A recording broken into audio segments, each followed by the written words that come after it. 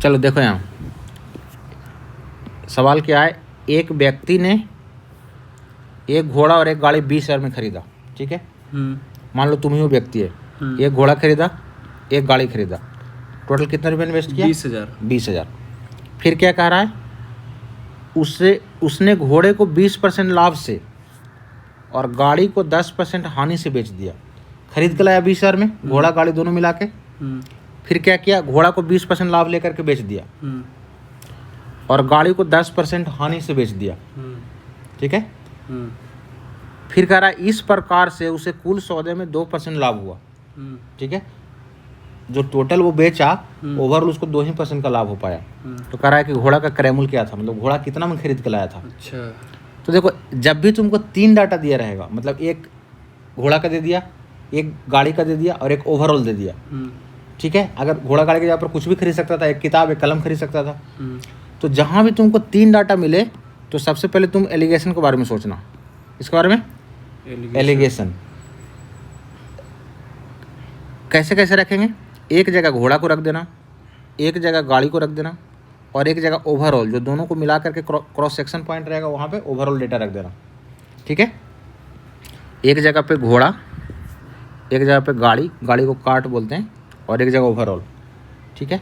तो कह रहा है कि घोड़ा पर उसको 20% प्रॉफिट हुआ है। कितना परसेंट?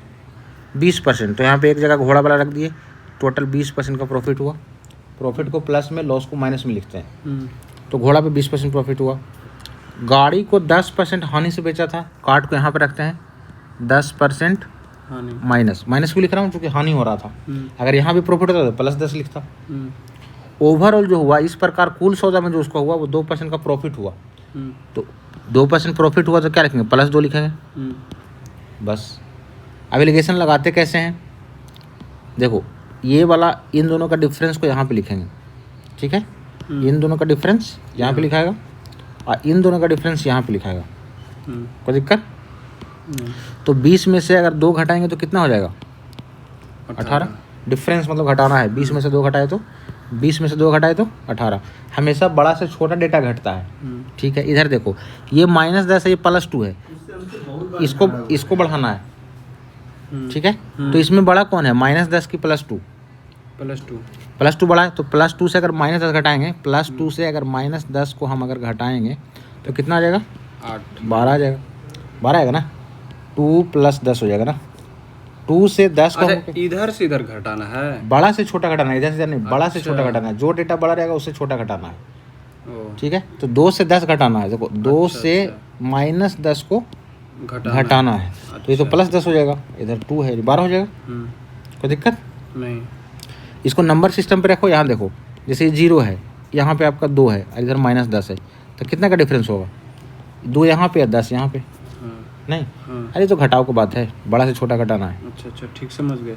अब देखो दोनों का रेशियो कितना आ गया तुम्हारा, काटेंगे तो 18, तो 6 दूना 12, 6 तिया 18।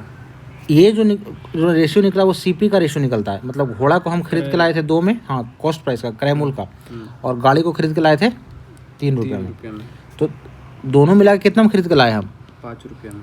अब क्वेश्चन बोल रहा है कि दोनों मिला के हम 20,000 में खरीद के लाए थे। 5x बोल रहा था ना कि घोड़ा गाड़ी का क्रय मूल्य कितना है, 20,000 है। 20,000। तो 5 का वैल्यू हो गया तुम्हारा 20,000, तो 1 का वैल्यू कितना हो जाएगा? 4,000 हो गया। अब हमसे पूछ रहा है क्या कि घोड़ा का कॉस्ट प्राइस बताना है, तो घोड़ा का कॉस्ट प्राइस तो 2 है, तो 2 का वैल्यू कितना हो जाएगा? 8,000। अगर यही गाड़ी का पूछता तो 3, गाड़ी का 3 है तो 3 का वैल्यू 4 दिया 12,000 हो जाता, यानी इसका आंसर 8,000 आएगा। कोई दिक्कत नहीं। तो जब भी तुमको 3 डेटा दिया रहेगा तो कोशिश करना कि वहाँ पे एलिगेशन लगाएं। ओके, चलो अब इसी का दूसरा सवाल देखते हैं। यहाँ क्या है, कह रहा है कि एक आदमी 2160 में 2 पंखा खरीदता है, 2 पंखा खरीद के लाया, ठीक है। एक आदमी 2160 रुपया में 2 पंखे खरीदता है, ठीक है। तुम गया दुकान से 2 पंखा खरीद के ले आया, 2160 रुपये दे के आ गया। एक पंखा 15% लाभ पर और दूसरा 9% हानि पर बेचकर, अब वो क्या किया, उसी को बेच दिया वापस से। बेचने के बाद क्या हुआ, एक पंखा को 15% लाभ पर बेचा और दूसरा को 9% हानि पर। अब पूरा सौदा में उसको न लाभ हुआ न हानि हुआ। यहाँ पे 3 डेटा है, एक को बेचने पे 15% लाभ, दूसरा को बेचने पे 9% हानि, और ओवरऑल उसको 0% का प्रॉफिट या लॉस हुआ, न लाभ न हानि, मतलब 0% प्रॉफिट लॉस। तो जब भी 3 डाटा रहेगा तो कैसे बनाएंगे, एलिगेशन से बनाएंगे। चलो तो पहला डाटा यहाँ पे लिखते हैं, पहला पर उसको 15% लाभ हुआ, 15% लाभ, दूसरा पे क्या हुआ, 9% हानि हुआ, हानि को माइनस में लिखते हैं, हम्म, और ओवरऑल जो हुआ वो क्या हो गया, 0%। जीरो, यहाँ 0 लिखाएगा, नो प्रॉफिट नो लॉस मतलब 0%। अब 15 में से 0 गया तो 15। और 9 में से 0 गया तो 9। परसेंटेज लिखने का जरूरत नहीं है कि जरूरी है कि परसेंटेज हम लिखेंगे। अच्छा, -9 बड़ा है कि 0 बड़ा है? तो इसमें तो 0 बड़ा है, हाँ, तो 0 से -9 को क्या करेंगे हम, घटाएंगे। घटाएंगे, अच्छा, तो 9 हो जाएगा प्लस ना? 9 हो जाएगा। अच्छा, हाँ, कोई दिक्कत नहीं, चलो परसेंटेज लिखने की जरूरत नहीं है, हाँ, लिख भी दिया तो कोई दिक्कत नहीं है, लास्ट में कट ही जाएगा। हम्म, तो अब जो रेशियो है वो कितना आ गया, 3 3 9 और 3 5 15, 15। ये रेशियो किसका आता है, कॉस्ट प्राइस का। हाँ, मतलब एक पंखा वो 3 में खरीद के लाया था और एक पंखा 5 रुपये में, तो दोनों मिला के कितना में खरीद के लाया वो। 8 रुपये में, क्वेश्चन में बोल रहा है कि दोनों में खरीद के लाया 2160 में, 2160 में। तो 8 का वैल्यू 2160 हो गया। हाँ, तो एक तो एक का वैल्यू क्या हो जाएगा, 8 दूना 16, 16, यहाँ 5 बच जाएगा, 8 7 8 7 56, 0, यानी एक का वैल्यू 270 हो गया। कोई दिक्कत, अच्छा, सॉरी 5 लिख दिए, चलिए 8 दूना 16 हाँ, और 8 से 56 0, तो एक का वैल्यू 270 हो गया। हाँ, तो हमसे क्या पूछ रहा है, हर पंखे का क्रय मूल्य दोनों का पूछ रहा है। तो पहला क्रय मूल्य 3 है, दूसरा क्रय मूल्य 5, तो एक का वैल्यू 270 है, 3 का वैल्यू क्या 27 81 810, और 5 का वैल्यू क्या हो जाएगा, ये दूसरा पंखा का 27 5 35 से 1350, यानी 810 और 1350। अच्छा, जोड़ा नहीं है? नहीं, दोनों का अलग अलग पूछ रहा है, अच्छा, जोड़ के तो ये दलित जोड़ है के यहाँ तो पे। वो दिया ही 2160 ना, बंटवारा खाली करना था। हाँ, नहीं तो कभी कभी किसी एक का भी पूछता, खाली दोनों का नहीं पूछता, किसी एक का पूछ देता, पहला का बताइए चाहे दूसरा को बताइए। तो आसान सोल्यूशन है कि नहीं, हाँ, आसान है। समझ रहा है ना। हाँ, चलो अब देखते हैं, एक क्वेश्चन इस पे और है, चलो इसको भी देखते हैं। कह रहा है किसी व्यक्ति ने 2 वस्तुएं ए और बी 5000 में खरीदी, ठीक है, 2 वस्तु खरीदा ए और बी, टोटल कितना लग गया, किसी 5000। व्यक्ति ने 2 वस्तुएं ए तथा बी 5000 रुपये में खरीदी। अच्छा, वस्तु है ए और बी।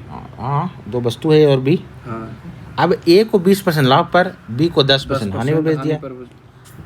इस प्रकार उसे लागत मूल्य पर 2% का लाभ हुआ।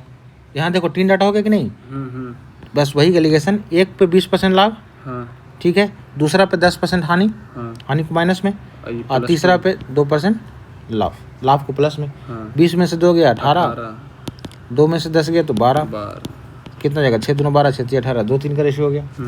टोटल कॉस्ट कितना हो गया, 5, 5000, और 5 का वैल्यू कितना है, 5000 है, 5000। तो एक का वैल्यू कितना हो जाएगा, 1000, 1000। हमसे पूछ रहा है क्या, ए का क्रय मूल्य बताइए, ए पहला वाला है और बी दूसरा वाला, यानी 2 का वैल्यू पूछ रहा है, तो 2 का वैल्यू कितना हो जाएगा, 2000। 2000, ठीक है। एक सवाल शायद और है इस पे, चलो लास्ट सवाल है इस पे। एक आदमी ने एक घोड़ा और एक गाड़ी 40,000 में खरीदा। वही क्वेश्चन मत है, पहले वाला लग रहा है। हाँ, डेटवा से अलग अलग दिया हुआ है, सब एक ही टाइप का सवाल है। ठीक, देखो MT 2013 में पूछा है, अच्छा, एक घोड़ा और एक गाड़ी 40,000 में खरीदा। चलो, घोड़ा को 10% लाभ पर, गाड़ी को 5% हानि पर, हानि पर 10% लाभ पर +10, 5% हानि पर -5, -5, और कुल सौदा में 1% लाभ हुआ, कुल वाला को यहाँ पे रखेंगे, 1% लाभ तो +1, 10 में से 1 गया तो 9, और 1 में से 5 जाएगा तो 6, 1 में से 5 को घटाएंगे तो -5 को घटाएंगे, सॉरी, तो 6 हो जाएगा। तो रेशियो कितना आ जाएगा, रेशियो 6 और 9, तो 2 3 6 3 3 9, हाँ, तो 2 और 3 3 का रेशियो आ गया। ये कॉस्ट प्राइस का रेशियो होता है। तो और 3 2 5 का वैल्यू 40,000, 5 का वैल्यू दिया है 40,000, तो 1 का वैल्यू कितना आ जाएगा, 8,000। तो कह रहा है क्या, घोड़े का क्रय मूल्य बताइए, घोड़ा का क्रय मूल्य 2 है, ये घोड़ा है, हॉर्स है, ये कार्ट है, गाड़ी है, तो 2 का वैल्यू कितना हो जाएगा, 16,000। कोई दिक्कत नहीं, सॉरी, ये हो जाएगा आंसर बी। बी। चलो